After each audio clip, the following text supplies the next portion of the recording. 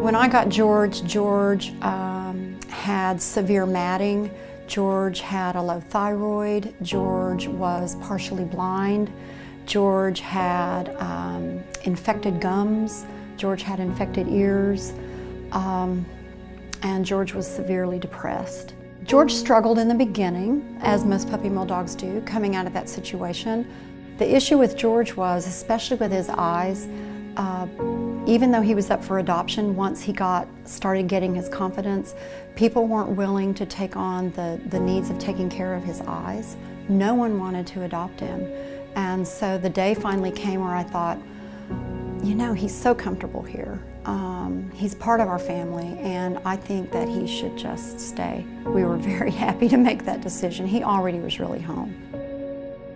I started fostering with Agape several years ago, many years ago, and honestly, it's one of the most rewarding things I've ever done in my life. We go into shelters, into environments such as puppy mills, hoarding situations, and we bring dogs back into our foster care program and take care of all the needs that they have.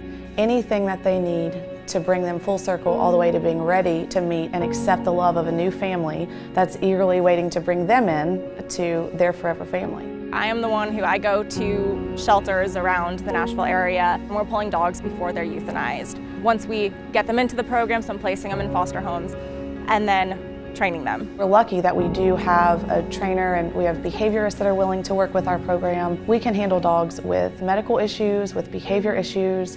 People look at that and like, oh wow, that's a fantastic dog. That's going to be a dog who's ready to come into my home and just ready to be a part of my family. Pedigree Foundation has funded our puppy program for the past few years, and we've been able to get specifically the puppies a lot of development and nurturing that they need to move on and again grow into amazing family dogs. So we make love stories happen. You know, there are millions of dogs that lose their lives every year because they don't have homes, and I think so many of those dogs are being saved because there are people who foster the dogs and bring them in. We've been able to save over 1,300 animals in our community, and that has happened because of a team who have come together to volunteer, to donate, to adopt, or foster. Our ability to intake dogs a lot of times is dependent on the amount of money we have. We're a nonprofit, so we don't have an unlimited budget. Without you out there giving your donations to Pedigree Foundation, then it's just an extremely sad community, and there's a lot of dogs that lose their lives. Without donations, rescue doesn't exist.